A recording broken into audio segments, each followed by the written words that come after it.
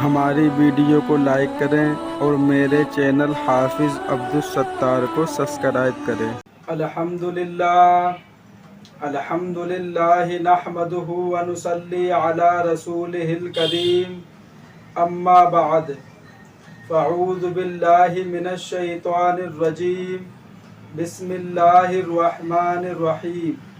اللہ تعالیٰ سے دعا ہے اللہ تعالیٰ صحیح طریقے سے بات کہنے کی، سننے کی، سمجھنے کی، پھر اس پہ ہم سب کو عمل کی توفیق عطا فرمائے۔ غیبت کسے کہتے ہیں؟ نبی پاک صلی اللہ علیہ وسلم نے فرمایا، کیا تم جانتے ہو کہ غیبت کیا ہے؟ انہوں نے کہا، اللہ اور اس کے رسول ہی بہتر جانتے ہیں۔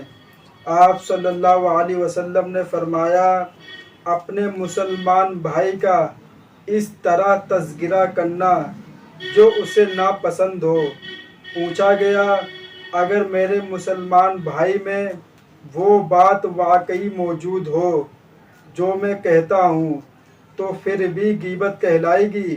آپ صلی اللہ علیہ وسلم نے فرمایا، جو کچھ تم کہتے ہو اگر اس میں موجود ہے تو تم نے اس کی غیبت کی، اور اگر اس میں وہ عیب موجود نہیں تو تم نے اس پر بہتان، جھوٹا الزام لگایا۔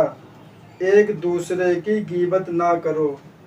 بہت سے میرے مسلمان بھائی کسی کے اندر کوئی برائی دیکھتے ہیں تو فوراً دوسروں کو بتاتے ہیں کہ دیکھو یہ گناہ کرتا ہے، یہ آپ اس کی غیبت کر رہے ہو، اور ہم لوگ سوچتے ہیں کہ اس پہ ہم کو کوئی گناہ نہیں ہے۔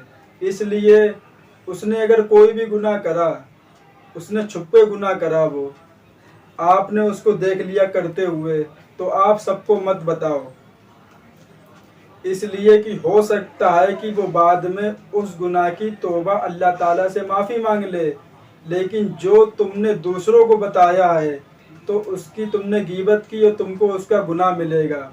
وہ تو معافی مانگ لے گا پر تم کیا کرو گے؟ تم تو پھنس گئے اس میں۔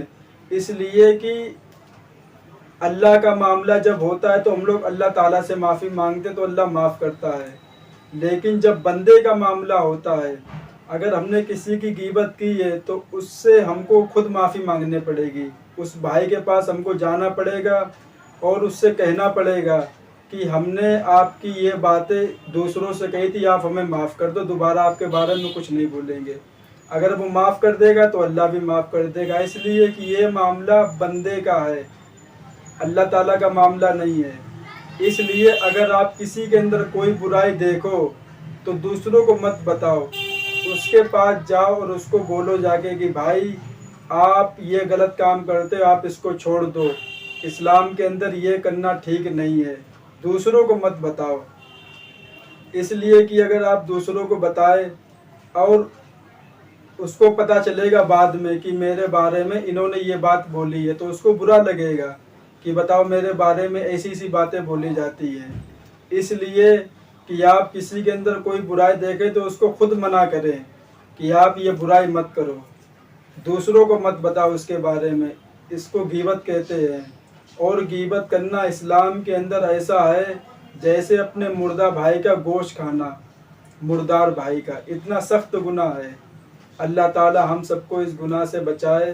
وآخر دعوانا والحمد للہ رب العالمین۔